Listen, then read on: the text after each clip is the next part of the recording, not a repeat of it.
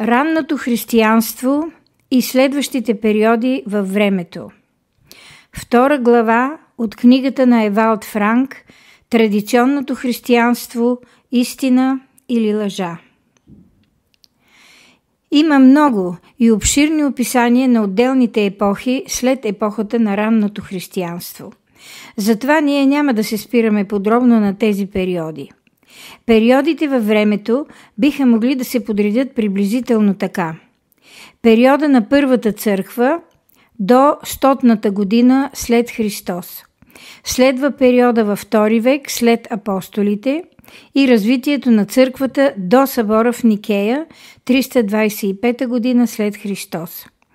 След това се появява държавната религиозна институция в Римската империя. Следва периода до Средновековието, после е реформацията като ново начало и след това съживлението, следва увода към пълното Евангелие и възвръщането на църквата към нейното първоначално състояние преди завръщането, второто идване на Христос. Различните описания на религиозната история не ни предлагат единен образ. Много от писателите са изказвали някакви свои предположения, които по-късно са се превръщали в някакви легенди, които пък други хора след тях са описвали вече като истина. Освен това, трябва да подчертаем, че католически ориентираната история е различна от протестантски ориентираната история. Нужен е по-подробен преглед на отделните периоди и на това как са се развивали нещата в съответното време, за да може да се направи сравнение с ранното християнство. Различните описания на религиозната история не ни предлагат единен образ. Много от писателите са изказвали някакви свои собствени предположения, които по-късно са се превръщали в някакви легенди, които пък други хора след тях са описвали вече като истина. Освен това, трябва да подчертаем, че католически ориентираната история е различна от протестантски ориентираната.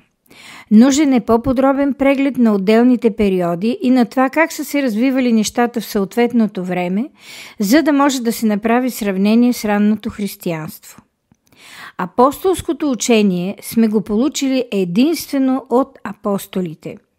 Ръкописа, който е бил намерен през 1883 година в един манастир, а по-късно съвсем своеволно и единствено на основание на някакви предположения, е бил датиран от периода между 80 и 120 година след Христос, е бил наречен Учението на 12 апостоли или Дидахе. Този документ определено няма нищо общо с апостолите на Господа. Също така и апостолския символ на вярата, който е бил обсъждан на различните събори на църквата и е бил формулиран едва в IV век, не може да бъде приписван на апостолите. Това е начина, по който са възниквали нежеланите фалшификати и разните деформации, които са били приемани като истина. Истинското учение се намира единствено в деяния на апостолите и в писмата, които са написани лично от апостолите и които се намират в Новия Завет. Апостолите са мъжете, които са чули Словото лично от устата на Господа и, подчинявайки се на Неговата заповед, са го предавали на хората. По този начин, чрез тях, новозаветната църква е получила чистото, неподправено Божие Слово, върху което е Божия печат. Павел е бил призован по свръхестествен начин, бил е избран и причислен към апостолите лично от Господа. Затова по-късно той е могъл да каже: защото аз от Господа приех това, което ви предадох. 1 Коринтияни 11:23. Павел е написал 100 глави с 2325 стиха, а Петър е написал само 8 глави и 166 стиха. Павел е получил Евангелието по същия начин, както пророците са получавали Словото, чрез откровение. Галатяни 1:11-12. Затова е казал онова предупреждение, проникващо до мозъка на костите. Но ако и самите ние или ангел от небето ви проповядват друго благовестие, освен онова, което ви проповядваме, нека бъде проклет. Галатяни 1.8. Всичко, което не съответства на Евангелието на първите апостоли, е под проклятие. Ако се вгледаме в фактите през тази светлина, ние ще можем да установим, че се е появило и че съществува едно наистина подправено християнство, което е под проклятие и от което, за съжаление, са изхождали критиците при своите тълкования. 4 Евангелия свидетелстват за Спасителя. В тях е описан неговия живот и делата му от раждането и до смъртта му, възкресението и възнесението му на небето. Синоптиците, авторите на Евангелията, които пишат на една и съща тема по подобен начин, Матей, Марк и Лука, ни предават един взаимодопълващ се образ. А Йоан не се занимава нито с Витлеем, нито с родословия, а прави така наречения висок полет и веднага в първия стих ни показва кой е Христос. 4 Евангелия ни дават пълното описание на осъщественото спасение, което Бог в Христос е извършил на земята. Ние можем напълно да им се доверим, защото те са ни оставени от истинските свидетели, които лично са видели и чули всичко. 2 Петрово 1:16-18, 1 Йоан 1:1-3. Като начало, Деяния на апостолите ни дава картината на свръхестественото раждане на църквата чрез изливането на Святия Дух, 2 глава. Тук наистина става въпрос за събитие, идващо от небето. В първата си проповед апостол Петър, който е бил изпълнен с духа и с личното поверение от Бога, е съобщил на онези, които са повярвали, че за спасението е нужно покаяние, библейско водно кръщение, стих 38, и кръщение със Святия Дух, така както са го приели първите 120 души.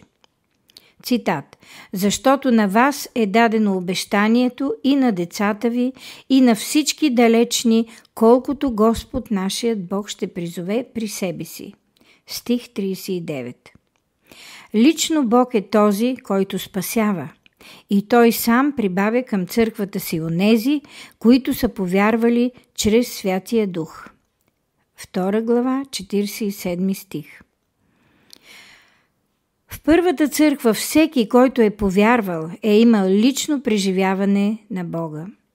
Всички те са били покръстени във вода и по свръхестествен начин, чрез Святия Дух, са били покръстени като части на едно тяло. 5 служения, за които споменахме, се отнасят до църквата като цяло, а не са ограничени в рамките на една отделна локална църква. За местните църкви са се грижили презвитери или старши. Онези, които са били в ръководна позиция, са се наричали епископи и условието е било те да бъдат семейни.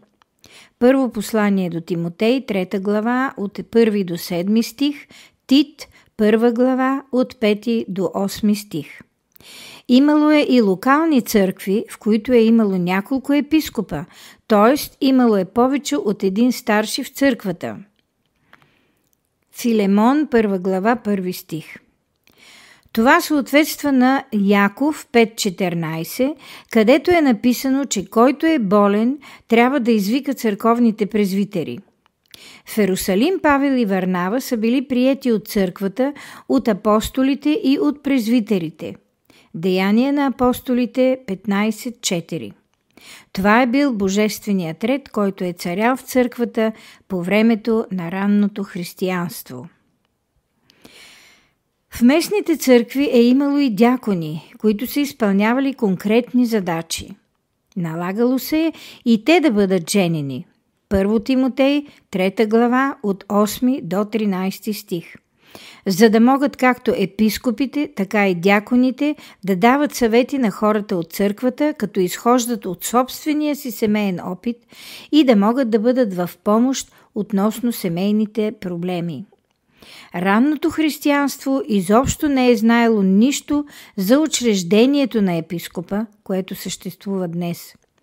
Според 1 Тимотей 3,15, църквата на живия Бог е основана на Христос, който е основата и стълпа, т.е. носещия елемент на истината. Изопачаването и своеволните тълкования нямат в нея никакво място.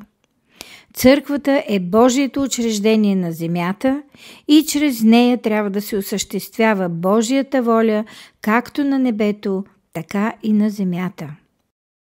В началото в Новозаветната църква се е проповядвало единствено чистото Евангелие, библейското учение и деянията на апостолите. Първата църква е била организъм, който е бил просмукан от живота на Христос и е бил воден от Святия Дух. По-ясно казано, църквата не е била никаква организирана деноминация. В по-късния период Павел и останалите апостоли са започнали да се сблъскват с лъжеучителите и с блударите. Тогава е започнал и плурализма в развитието на църквата. Няколко духовни течения са протичали едновременно едно до друго. Към едното от тях са принадлежали истинските вярващи, които са се ръководили единствено от Словото и от Евангелието, което са проповядвали апостолите, изпратени от Бога. Тези хора са живяли според това Слово. Йоан е обяснил това последния начин. Който познава Бога, нас слуша. Който не е от Бога, не ни слуша. По това разпознаваме духа на истината и духа на заблудата. Първо послание на Йоан, 4 глава, 6 стих. Останалите религии са представлявали смесица от истина и от собствени тълкования, от които по-късно са се появили различните учения. Писанието говори за мъже, които нарича лъжебратя и които са се вмъкнали да служат в църквата, без да са били призовани от Бога за това. Павел казва: колкото за промъкналите се лъжебратя, в Галатяни 2 глава 4 стих. Тези мъже са проповядвали друг Исус, получили са друг дух и са проповядвали друго Евангелие. 2 Коринтияни 11.4. Апостол Петър също предупреждава вярващите да внимават за лъжеучителите, които тайно ще въвеждат гибелни учения. 2 Петрово, 2 глава от 1 до 3 стих. А апостол Юда казва за такива учители следното: горко им, защото тръгнаха по пътя на Каин, от алчност изпаднаха в заблуда като Валаам и упорство като на Корей ги погуби. Юда 11 стих. Лъжебратята са изопачавали истината и са водили в заблуда онези, които са се колебаели. Така са се появили различните духовни течения. Йоан е видял в тези отклонения началото на движението на Антихриста. Анти означава против и затова всичко, което не е в съгласие с Христос и Неговото Слово, е против Него, т.е. антихристовско. Йоан е написал: от нас излязоха, но не бяха от нас, защото ако бяха от нас, щяха да си останат с нас. Но излязоха, за да стане ясно, че те всички не са от нас. 1 Йоан 2.19. Павел ги нарича още и свирепи вълци.